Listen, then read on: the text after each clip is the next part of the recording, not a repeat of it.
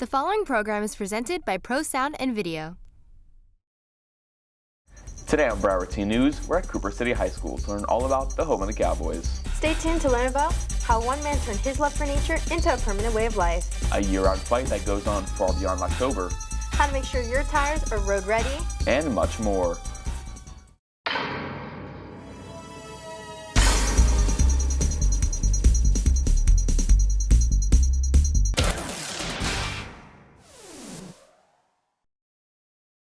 Hello and welcome to Broward Teen News, Cooper City High School edition. I'm Alexis Rivas. And I'm Drew Glantz. Today, we're going to look inside our wonderful town of Cooper City and beyond to show some of the amazing things happening right here in South Florida. We begin our broadcast with a look at how one man's passion for the Everglades has turned into a lifelong commitment. That's right. Julia Pitchelman shows us how his love for the Everglades inspired him to turn that process into his career. For many people, the Everglades are a place to enjoy nature. Giovanni Orizio Bellantoni, who works at Sawgrass Recreation Park, decided to make it a permanent lifestyle. I used to come here to rest. I used to come here to relax, and I always loved it here, and I just literally walked in the door one day and asked for a job. Down here in what we call the village, we're kind of separated from everybody else, as you can see, and I just like being down here. When the people come down here, they come off their boats, they're all excited. For Gio, it's more than work. The Everglades themselves represent Florida's natural beauty. It's number one, it's overwhelming. It runs all the way down from the ocean and past Miami, all the way up to almost Orlando, and all the way across to Fort Myers and Naples. It's massive an area. It's a beautiful area. It has such a rich history and things like that. And I think if you ask anybody anywhere in the world, the first thing that would come to mind would probably be Disney World, and then the second thing would be the Everglades. Even in a place as vast as the Everglades, it's the work and the people he meets that make it meaningful. But this place is just special to me because when I come here, I'm excited. Every morning when I come here, I'm excited to come to work. I'm excited to be out here. I'm excited to see what's going to happen and the people we're going to see. In Gio's daily life here, surrounded by wildlife, he shows us that the Everglades is more than an attraction. It's a living part of Florida's culture. For CTV News, I'm Julia Pitchelman. Here at BTN, we have the pleasure of working with other schools in the area to find out what's going on here in South Florida. Here's a story from American Heritage taking us inside the Philip and Patricia Frost Museum of Science, where hands-on exhibits and immersive experiences are inspiring the next generation. Adam gives us a closer look. In downtown Fort Lauderdale, a world-class museum is breaking down barriers to STEM and empowering students across the community.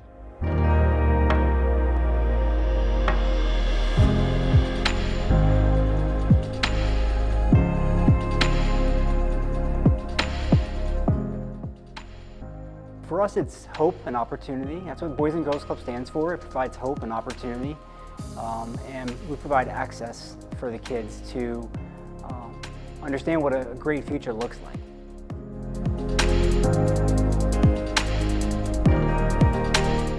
This collaboration was born from a desire to open new doors for local families in a way that had never been done before. I've always wanted to work with Boys and Girls Club to truly create something magical and bring a special Boys and Girls Club right here to the museum.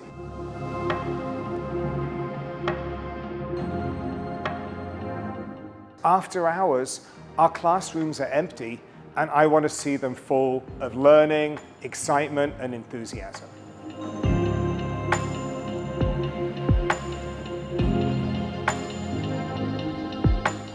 The program, known as Fueling Great Futures, gives students the opportunity to learn through hands-on experience inside the museum environment. So it's an exciting environment. When they come through our doors, we greet them with a smile. We make sure that they know that we're going to have an exciting day. And then we're usually doing some type of experiment with them, which makes them very excited. Leaders say collaboration across the community is helping create new opportunities for students and their future.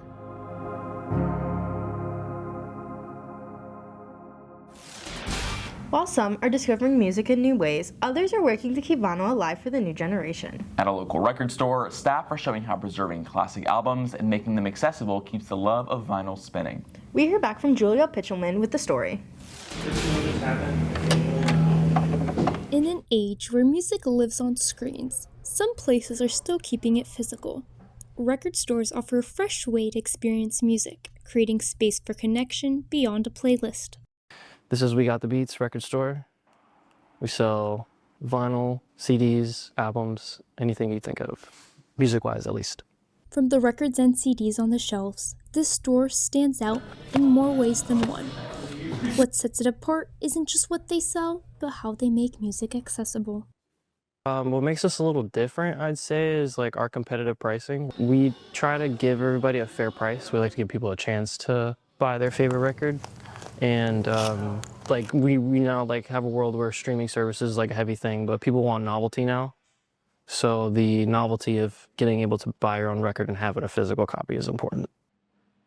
By keeping music within reach, the store is also opening the door to vinyl, giving younger generations a new way to connect with the sounds and stories of older ones. I definitely agree that it's bringing in a new perspective on music, the nostalgia. I guess for like, you know, older generations, like we get to relive like our parents' like past of listening to music. We Got the Beats is spinning old sound into something new. For CTV News, I'm Julia Pitchelman. October may be Breast Cancer Awareness Month, but for many families, the fight against breast cancer is year-round. Breast cancer impacts millions of people worldwide, and behind every statistic is a powerful, personal story. One survivor turned her diagnosis into a message of strength, hope, and awareness, a reminder of the importance of early detection, support, and never giving up. Here's Natalia with the coverage. Every story starts somewhere. For the founders of Saving Our Sisterhood, it began with one diagnosis that changed everything. I was formally diagnosed with invasive lobular carcinoma. I did a lot of research at that time because there's what I learned to be different types of breast cancer. So there's two main different types, and at that time, I learned that invasive lobular carcinoma meant that it was a cancer that grows almost like a spider web. It never really formed a palpable tumor, a palpable rounded lump like women are taught to feel, which was really scary because it was growing through the tissue and undetected in that mammogram. In those uncertain moments, her daughter Camila stood as her mother's strength, reminding her of the power of choosing what was best for her future. I was a big advocate for her getting a double mastectomy rather than going through radiation, which was her other treatment plan that she was offered. And I was really pushing for her to think about the quality of life that she wanted and the amount of stress levels that she was going to have if she had not had the double mastectomy. Camila's support didn't end there. Her care for her mother soon grew into something greater, a way to give back to women walking the same path. I can't describe how proud I am of my daughter and the mission that we've created together, and how something that you would never think could be something that you thought was the most dark and negative moment in your life could turn into something that could be so positive and so beautiful. The word cancer brings fear to many, but for Erica, it carries a different meaning. Cancer now to me meant that I was chosen. The C word to me means chosen. And it means that I was chosen for this and chosen to kind of inspire, to educate, to give back. Every step of the way, Camila watched her mother find purpose in helping others, and seeing the joy became her own inspiration. As she was actually recovering, her friends would bring her packages and they would bring her little things that would just make her feel better. And I saw how it lit, she lit up when her friends would come over and they would bring her a blanket, or they would come and they would, just watch a movie with her. Those moments stayed with her forever. And soon she began creating those same moments for other women fighting breast cancer and bringing them together. It's still a community, and it's still a sense of belonging where women can feel vulnerable with each other, and they can talk to each other and have a certain understanding that, I'm here for you and you're my sister and I care for you like my sister. For the mother-daughter duo, sisterhood proved that no one fights alone, and that courage often begins with how you rise above it. You can't control the things that you're given in life, but you certainly can control how you respond to them. And that's not all. Erica is now an ambassador of hope and is partnered with the American Cancer Society. This Breast Cancer Awareness Month, she helped raise nearly $4,000 at Miami-Dade's Making Strides Against Breast Cancer, a walk dedicated towards funding breast cancer research. Camila and her mother have also created an annual pink party to help raise additional funds for creating care packages for women in the oncology unit. In Davie, I'm Natalia Vargas. Ever had your car start acting up, a shake, a pull, or that low pressure light popping on at the worst times? A lot of those headaches start with your tires. That's where Connor and Jessen steps in, showing how checking your tread and keeping the right pressure can save you from skidding into bigger problems down the road. What's good, guys? I'm going to be showing you how to inspect your tires and what to look out for when you're buying a tire. Let's get into it. First thing I'm going to be showing you guys is how your tires are wearing. If it's wearing evenly on all sides, that means your tire is inflated perfectly. If it's wearing on only the outer and the inner, that means your tire is underinflated and it's bulging on the sides. If it's wearing in only the middle, that means it's overinflated and it's pudging in the middle. We don't want that. So what we do is we ignore the PSI number that's written on the side of the tire and actually follow the number that's on the driver's side door jamb.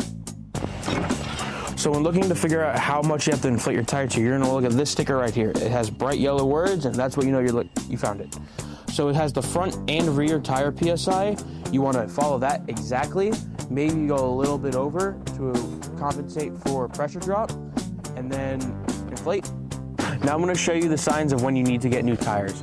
If your tires are going bald, meaning they're losing their tread, you need to replace them.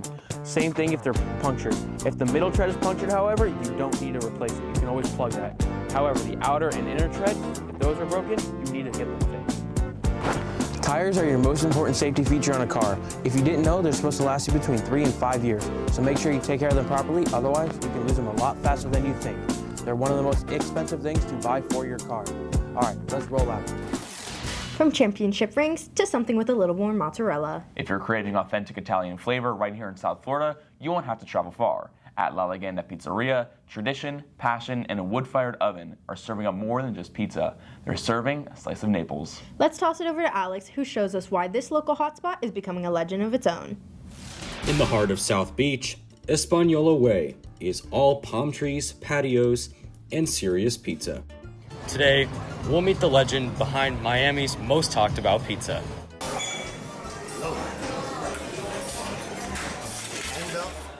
I'm Giovanni La Leggenda. Opened this restaurant in Miami Beach 9 years. I wait for you a La Leggenda. Gagliardi is a third-generation pizza maker, and he's been flipping dough since he was a kid. And while he makes all kinds of pizza, there's no question to what his favorite is.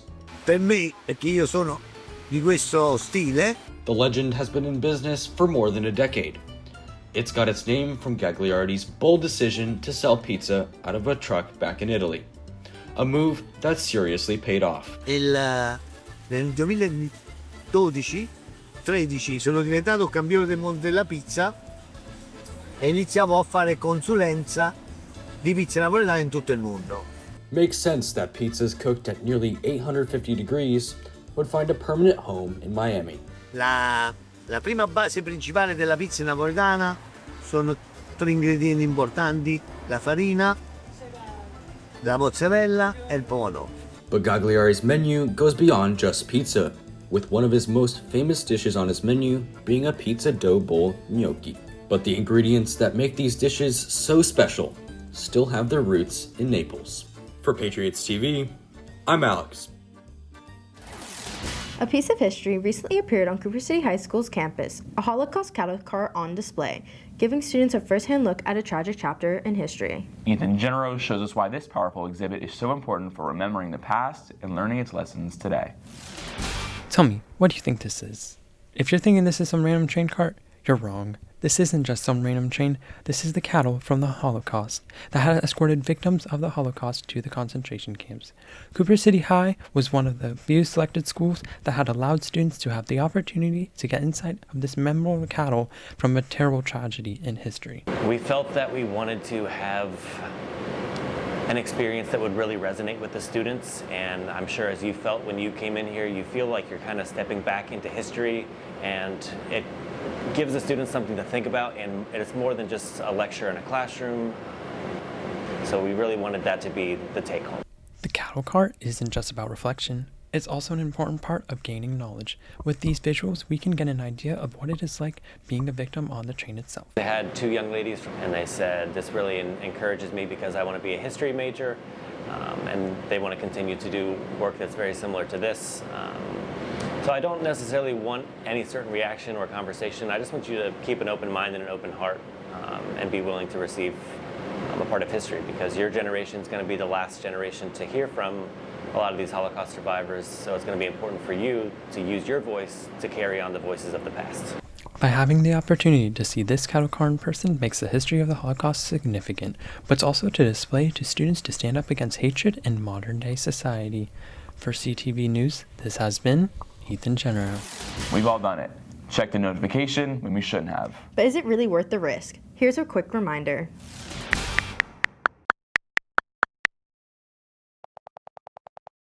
Every day, thousands of people look down at their phones while walking, driving, or crossing the street.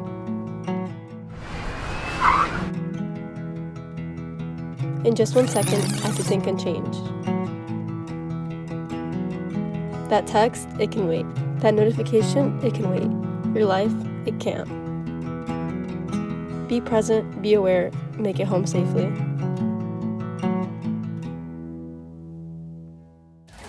After that important PSA, we're lighting things up with a little bit of fun. I headed out as your man on the street with Julia Pitchelman to see Cooper's consensus on if clapping when the plane lands is the right thing to do. Welcome to the pilot episode of DJ. And today, since it's the pilot episode, we're going to be talking about planes. Especially clapping when the plane lands, which I think is normal. Personally, I don't do it. I don't think it's kind of funny. But I think this really begs the question for the rest of Cooper City High. Do you clap when the plane lands?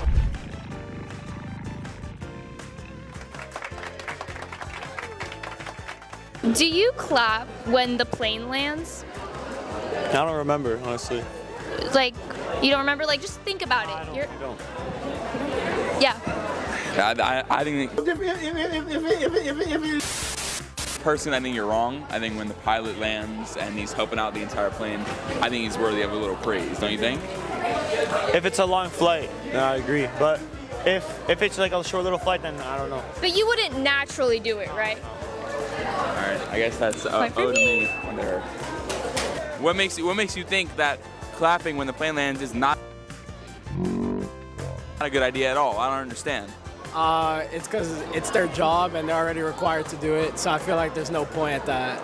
I mean, I guess, fine. He's right. He's right. No, you're entirely right. You're entirely right. Do you clap when the plane lands? No.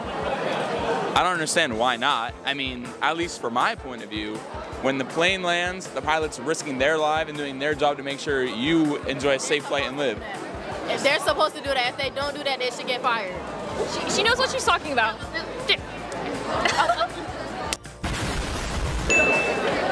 When you're on a flight and the plane lands, would you clap for the pilot? Yeah, they deserve an applause. Thank you. Don't you agree? Like, Do you guys clap when the plane lands? No. No? Whoa.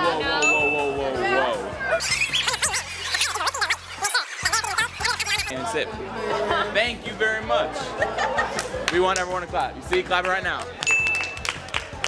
Well, I think the next time you're on a plane and you realize that the pilot is risking their life and trying their best to survive and make sure that yourself and every other passenger is alive, I think they deserve a clap. You should clap for them. I got you, bro. I got a flight tomorrow. Thank you very much. Why not? Why not? I think you should. Especially how everyone says it's not, everyone states that it's not really dangerous because if you look at statistics, it's the safest way to travel. But what about the people that are in the statistics that didn't make it? So I'm always happy when I land safely. I think we got our final statement there. I think we've came to a conclusion, right? Yeah, I definitely think we have. Clapping when the plane lands is the right thing to do. Have we been doing the same interview? Yeah, I thought so. Well, for CTV Entertainment, this has been DJ. Well, that wraps it up here from Cooper City. I'm Alexis Rivas. And I'm Drew Glantz. If you want to see stories like these and more, make sure you follow our Broward Teen News Facebook page. See you next time.